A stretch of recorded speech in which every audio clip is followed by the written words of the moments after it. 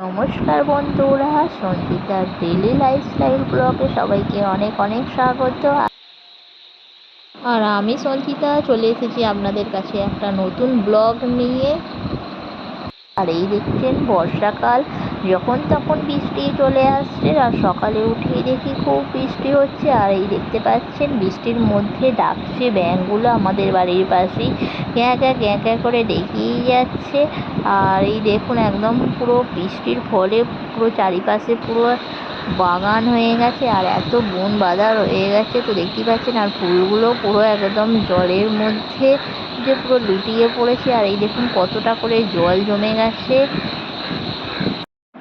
আর এরই মধ্যে সকালবেলা বানিয়ে ফেলেছি চা, আর এই চা আর বিস্কুট। তো আমি চলে এসেছি চা আর বিস্কুট খেতে।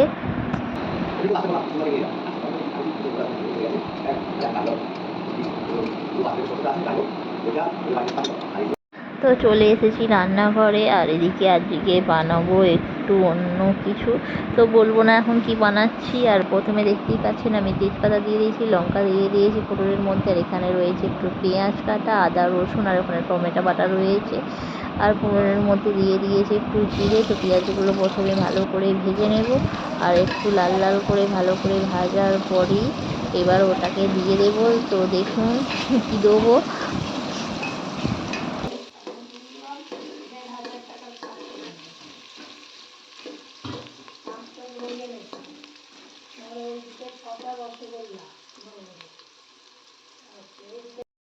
তো পেঁয়াজটা আমার ভাজা হয়ে গেছে। আর এই দেখতে পাচ্ছেন আদা বাটা, রসুন বাটা, টমেটো বাটা। তো আমি আদা বাটাটাকে এর মধ্যে দিয়ে দিলাম, দিয়ে দেবো রসুন বাটা, টমেটো বাটা, সমস্ত কিছু একসাথে দেবো। আর এগুলোকে মশলাটাকে খুব ভালোভাবে ভেজে নেব।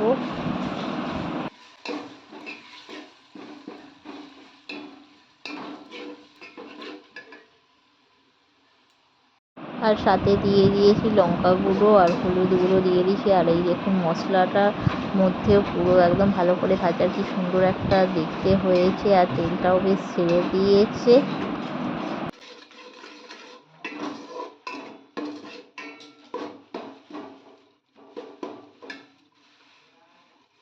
আর এই দেখুন দিয়ে দিয়েছি, এটা হলো মুরগির মেটে আর কচকচি, তো আমরা এটাই বলে থাকি। তো কে কী বলো জানি না, আমরা তো মেটে আর এটা কচকচি বলে থাকি। তো আজকে এটা একটু রান্না করব। আর এটা মোটামুটি এখানে সবাই খায়, আমিও আগে খেতাম না, বাট এখন খাই। তো মোটামুটি ভালোই লাগে খেতে। তো এটাকে রান্না করে নিই ততক্ষণে। আর দেখতেই পাচ্ছেন এটা একটু করেছি। আর এর মধ্যে দিয়ে কতটা ছিল, তো জলটা ছেড়ে দিয়েছি। আর দেখতে বেশ ভালোই লাগছে, আর তেলটাও বেশ ছেড়েছে, দারুণ লাগছে। তো বন্ধুরা, ভিডিওটি আমার কেমন লাগলো, ভিডিওটি ভালো লাগলে লাইক করবেন, শেয়ার করবেন অ্যান্ড কমেন্ট করবেন। তো এই দেখুন একদম পুরো শুকনো শুকনো হয়ে গেছে। আর তেলটা উপরে আরও ভাসছে, আর দেখতে বেশ সুন্দর লাগছে। আর মনে হচ্ছে যেন টুক করে একটা খেয়ে নিই। তো খেলাম, বেশ ভালোই লাগলো। অনেক দিন বাদ খেলে বেশ খুব সুন্দরই লাগে।